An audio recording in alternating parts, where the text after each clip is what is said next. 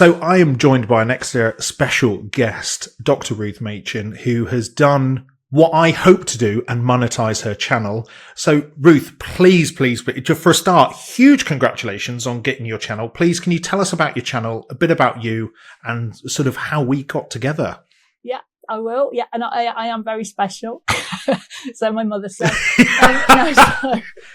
Okay, so my channel is called, well, it originally was called Wise Women's Wellbeing. I've now stuck my name in there as well. I am a retired doctor, which is a long story, which I'm sure we'll come to at some point, turned health coach and gone back to university to study nutrition. So my channel is very much an extension of my current weekly newsletter in that it's looking at sort of health and well-being and lifestyle advice for over 50s women who want to basically use it as an opportunity to have a bit of a health reset, with a little tiny bit of ranty feminism thrown in, because I feel quite strongly. Why not? Just sprinkle it in. Why not?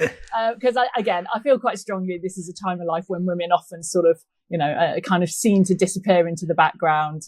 And there's a lot of stuff out there about the menopause. So I thought, let's go for after that. And look at the kind of postmenopausal period and, sort of going into our old age. So that's what it is.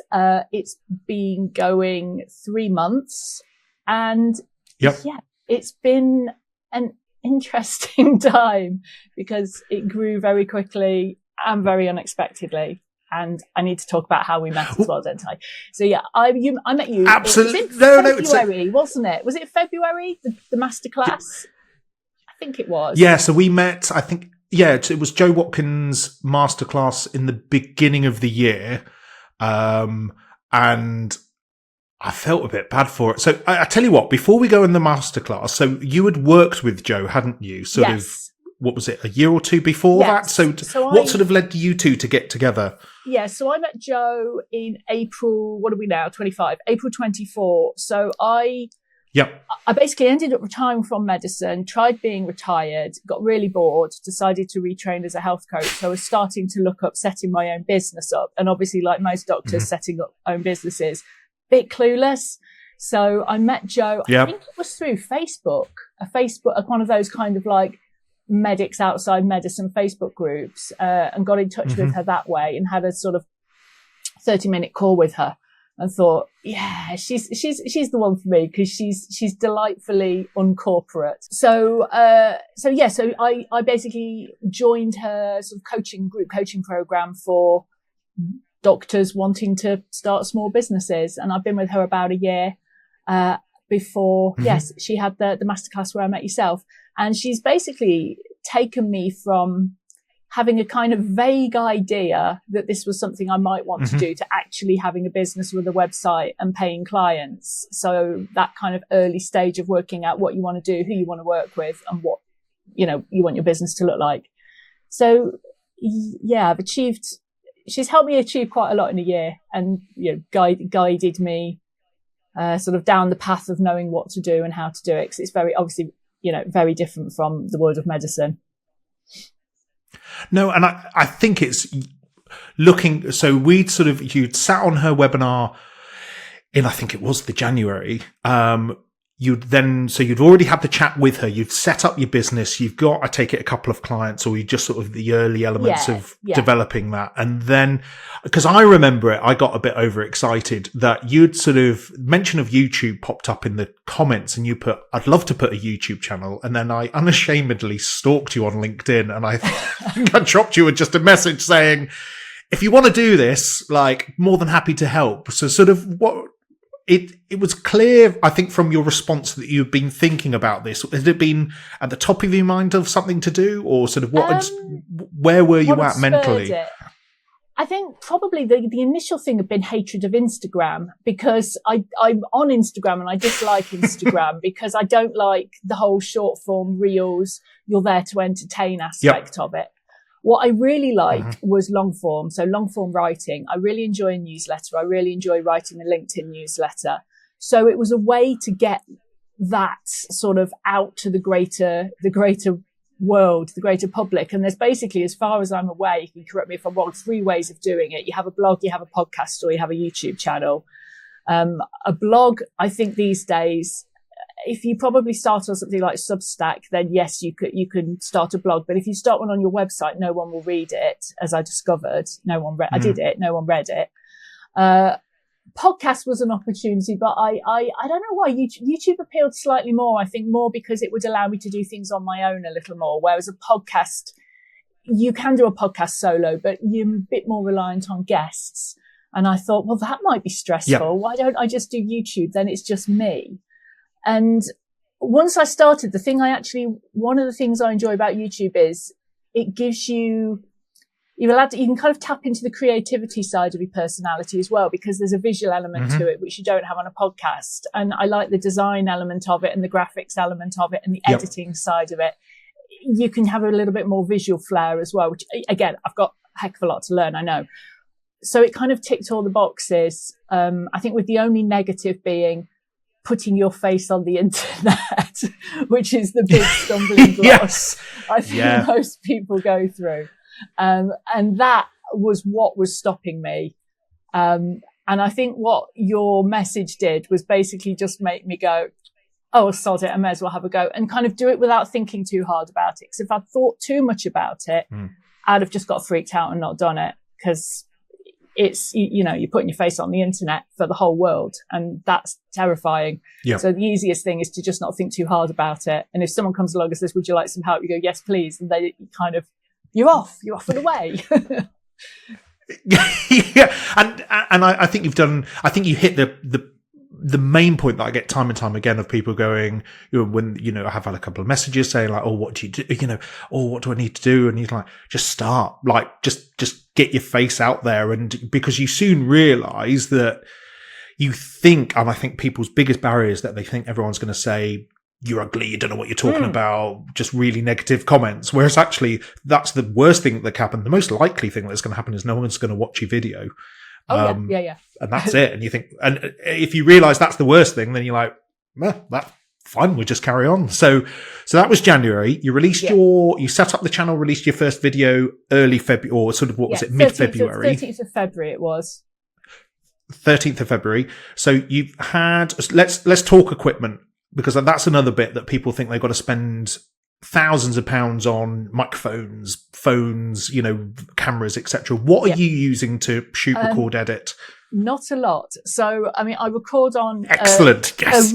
This is not even a decent phone. It's a refurbished iPhone 12 that I got when I dropped my iPhone 11 on the kitchen floor. So the camera's okay. The battery life is terrible. So I use that.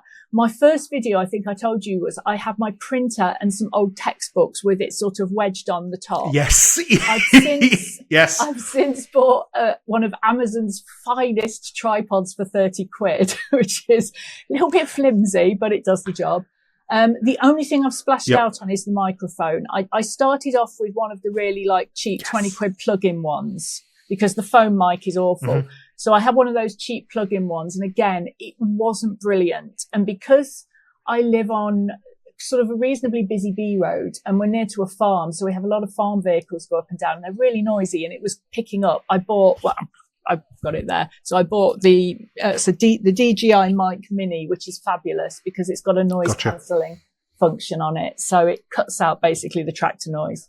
And it's, I think that was just over 100 quid. That's basically my only financial outlay was 100 quid for the mic. And I could have bought a cheaper mic. I just bought this one because it's quite swishy.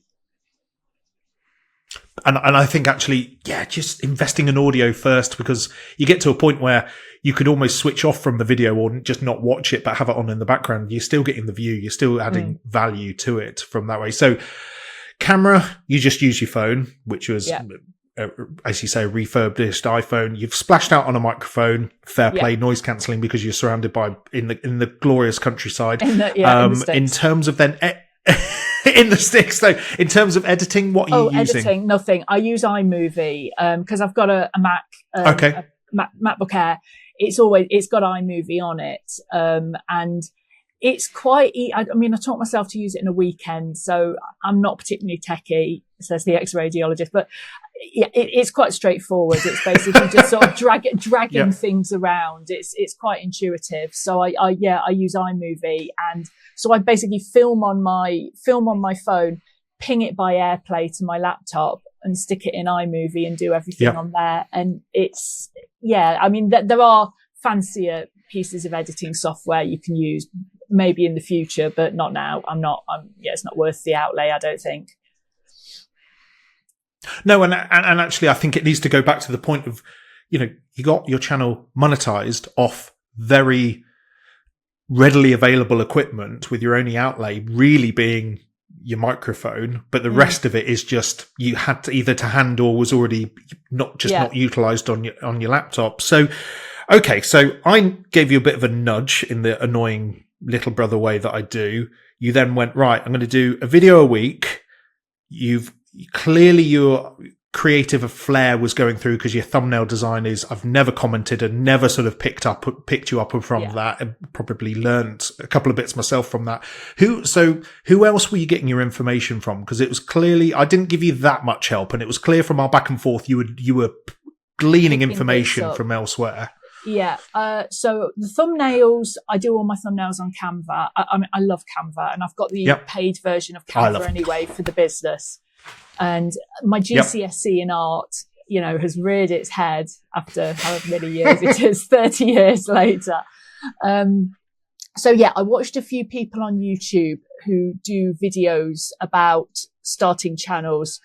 So there's a couple who do specifically for the over 40 space. There's a guy I really like in Canada called Rob the Maritimer, who's very gentle and sort of wanders around the east coast of Canada.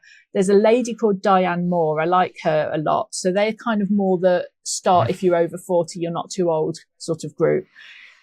vidIQ is the obvious one. Some of their videos are a little bit annoying, but the content is pretty sound. And I guess who else? Ali Abdaal as well is the other one, because he's like a guru of YouTube now, isn't he? He's huge. So absolutely, with good reason. I mean, his videos are excellent, and he explains things very well. So I guess they were the sort of main ones I watched to learn the ropes a little bit, and learn a little about thumbnail design, thumbnail and titles, because they are the really important thing. So I watched quite a few videos on that.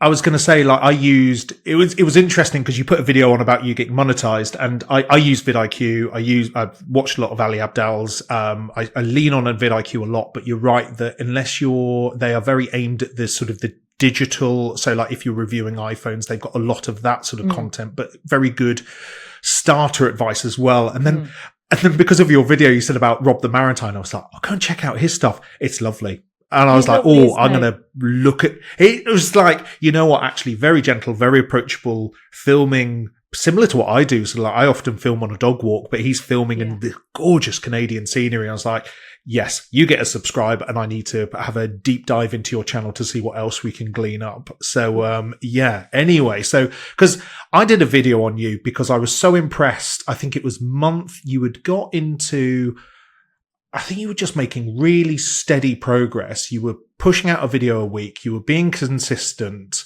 You had clearly found your niche through your business idea, and clearly your channel was reflecting your business, and you had sort of niched down to sort of sew a specific group, and you were like, right, I'm going to have a channel that reflects that. And I was just like, you're adding so much value, just keep going.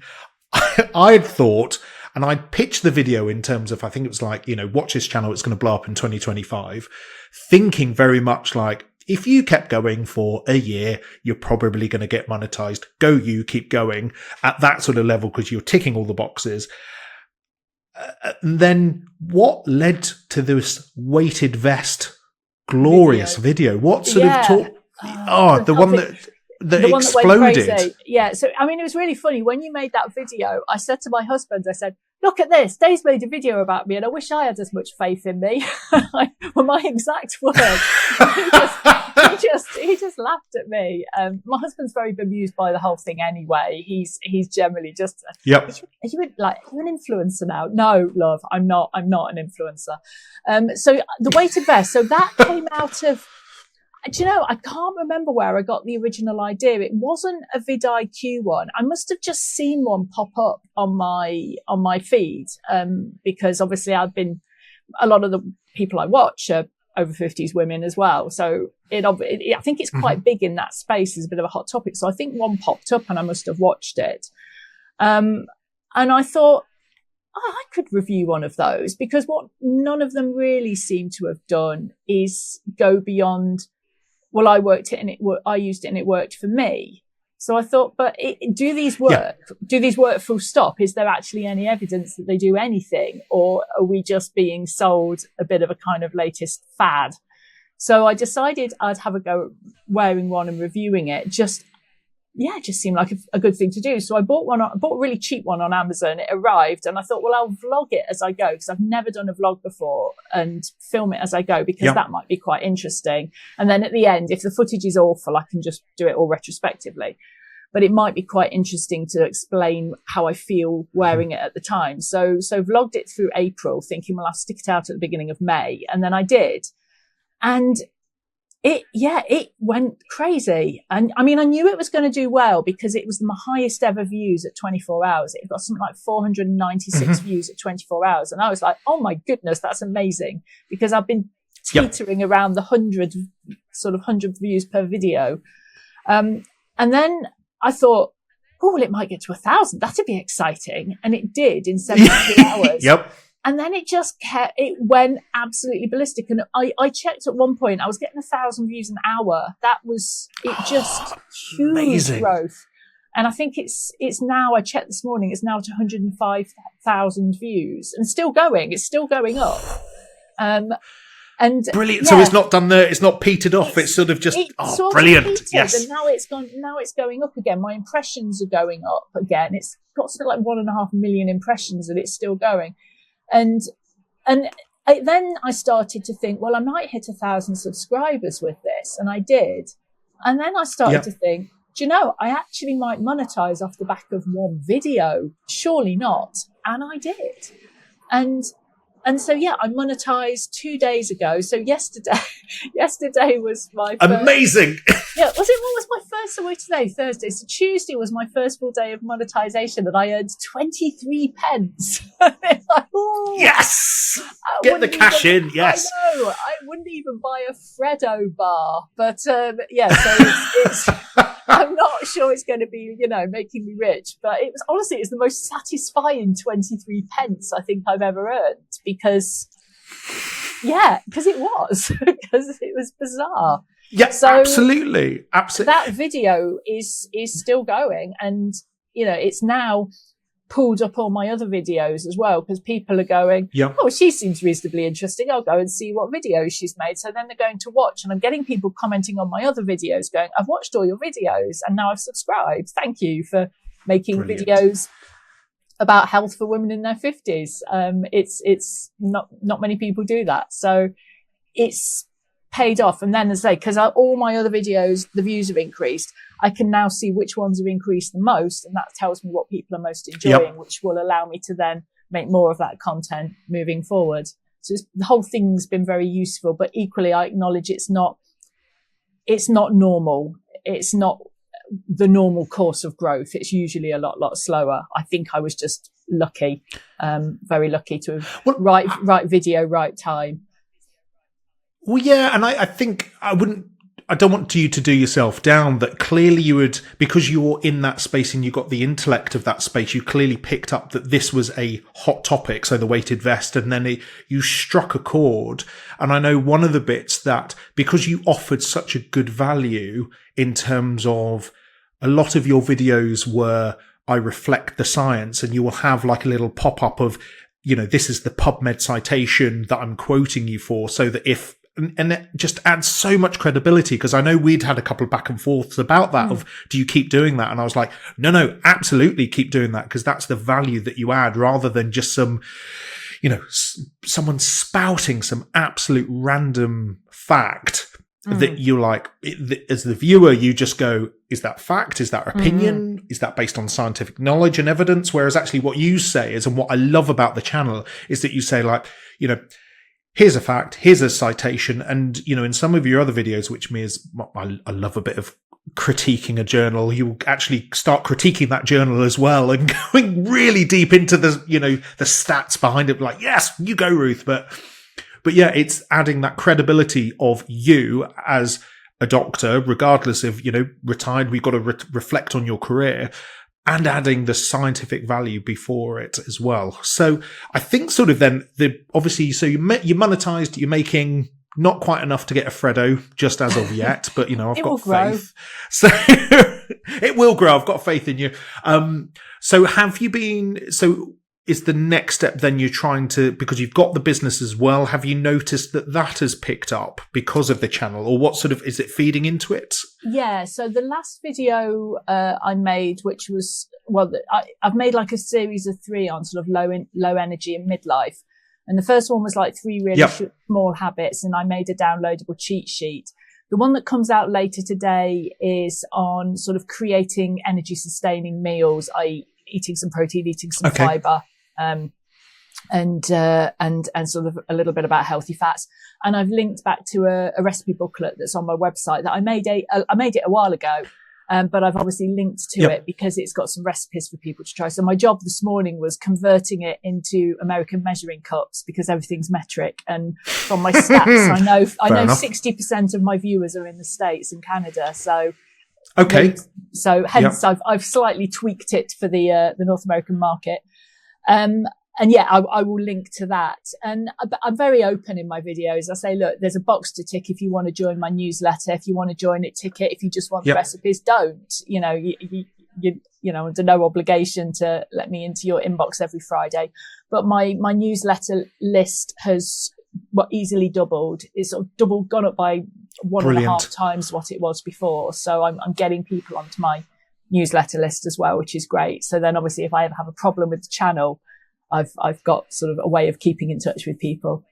So I suspect it will have a significant effect if I keep, you know, providing value and my email list keeps growing. No, and I think you raise it's a really good point of not relying on YouTube, that actually you've then got an email list that you can grow.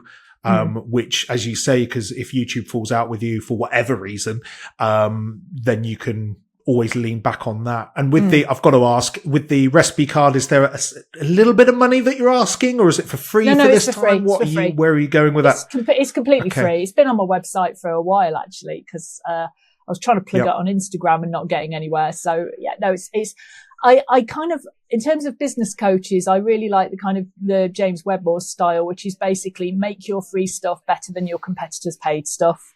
And I quite like that. Yeah, I quite like that as a philosophy, because then, you know, if your free stuff's this good, people will go, wow, her paid stuff must be amazing.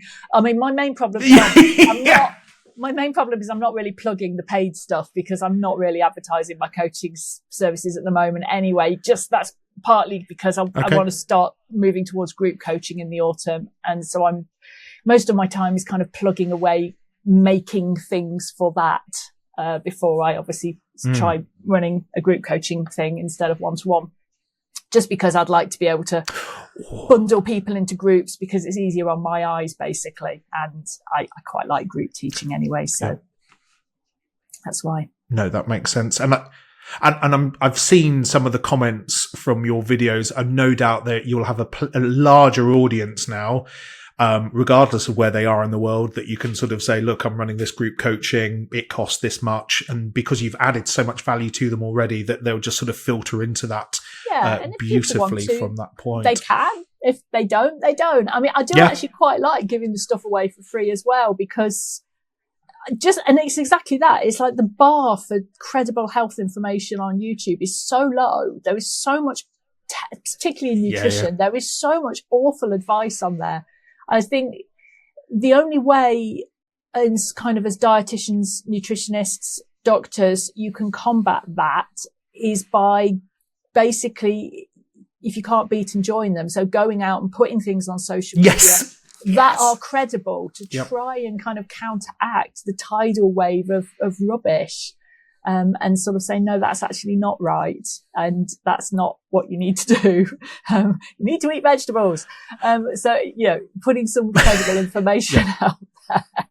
So that's, again, part of my plan as well. It's being a sort of reliable source, I think. Yeah.